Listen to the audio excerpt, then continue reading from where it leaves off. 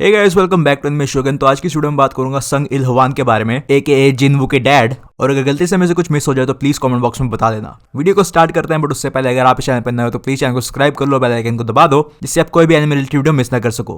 Plus this video contain spoilers.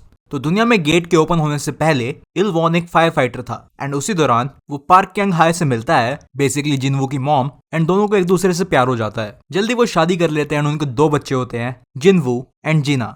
उसके बाद काफी सालों बाद जब इंसानियत को मैजिक बीस्ट के एग्जिस्टेंस का पता चलता है, तो जिनवू के डैड डिसाइड करते हैं कि वो फायर फाइटर का काम छोड़ के एक हंटर बनेंगे, बिकॉज फायर फाइटर के काम से उनका घर नहीं चल रहा था। और जल्दी वो बन जाते हैं one of the first S rank hunters in all of Korea. और उस टाइम कोई रैंकिंग सिस्टम नहीं था, तो किसी ने भी उनकी स्ट्रेंथ को नहीं पहचाना। और बात तो तब बिगड़ी जब मेन स्टोरी लाइन के इवेंट से 10 साल पहले इल्हवान एक रेड के दौरान डंजन में फंस गया और उसके परिवार को यह मानना पड़ा कि वो मर चुका है। और तब से जिनवू की मॉम ने उसको और उसकी बहन को अकेले ही पाला है।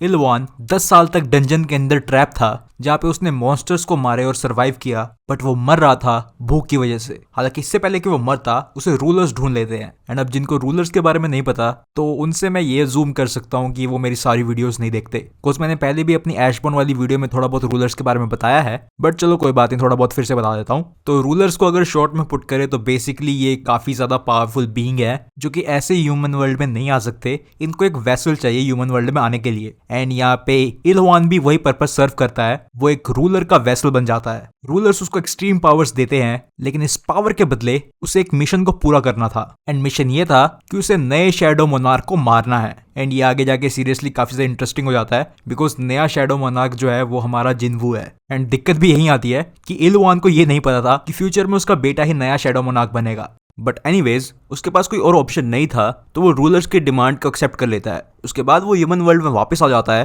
ताकत मिलने के बाद एंड ट्रेनिंग के बाद, लाइक कैसे इस पावर को यूज करना है। बट समहाउ वो अमेरिका में पहुंच जाता है, अमेरिका के किसी डंजन में। और तभी कुछ ए रैंक के हंटर्स उसे भिड़ जाते हैं। वो पूरी तरह से कंफ्यूज हो जाते हैं कि एक डंजन में से ह्यूमन निकल रहा है जो कि उनकी लैंग्वेज में बात नहीं करता, और ये इस डंजन की सबसे पावरफुल चीज है। अब इल्हवान भी क्या करता, वो उनको अपनी सिचुएशन भी नहीं बता सकता, और ना ही वो उनकी भाषा जानता है। तो वो सिंपली बड़े प्यार से उनको नॉकआउट कर देता है। और इस इंसिडेंट के आफ्टर मैथ में फेडरल ब्यूरो ऑफ हंटर उसको अरेस्ट कर लेती है, क्योंकि एक तो वो इंग्लिश नहीं बोलता, दूसरा उन्होंने कभी भी एक ह्यूमन को नहीं देखा डंजन में से बाहर निकलते हुए, और उन्हें लगा कि ये कोई मैजिक बीस्ट है।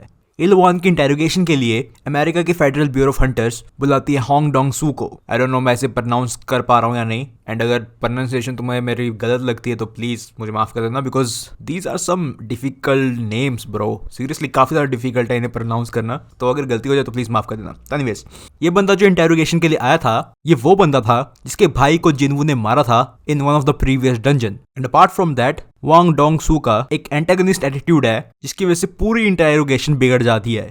कुछ कॉन्फ्लिक्ट तो होना ही था जब इल्हवान को पता लगता है कि ये बंदा उसके बेटे के पीछे है। इल्हवान सिंपली सारे ब्यूरो को ही उड़ा देता है, और वो वांग डोंग सू को कहता है कि मेरे बेटे से दूर रहना और कोरिया में कभी पैर भी मत रखना। And that's how powerful he is. और उसके बाद हमने मानवा में काफी टाइम तक इल्हवान को नहीं देखा, एंड वो दोबारा तब अपीयर हुआ जब मोनार्क धरती पे पैर रखने वाले थे। उसे पता चलता है कि बीस्ट मोनार्क, फॉरेस्ट मोनार्क और इंसेक्ट मोनार्क संग जिनवू को मारना चाहते हैं, तो वो उनके लिए एक जाल बिछाता है। एंड वो फॉरेस्ट मोनार्क को अपने इस जाल में फंसा लेता है by leaving traces of his power. और फाइनली फॉरेस्ट मोनार्क उसके पास आता है। इल्हवान फॉरेस्ट मोनार्क पे एम्बुश करता है, लेकिन ये काम नहीं करता, बिकॉज फॉरेस्ट मोनार्क उस टाइम उसके लिए काफी ज्यादा पावरफुल था। उनके क्लैशेस ने काफी बड़ा एक एनर्जी का एक्सप्लोजन करा, और ये क्लियर नहीं है कि उसके बाद उनकी आगे फाइट कंटिन्यू हुई या नहीं, लेकिन इल्हवान बचने में कामयाब हुआ बिना किसी नुकसान के।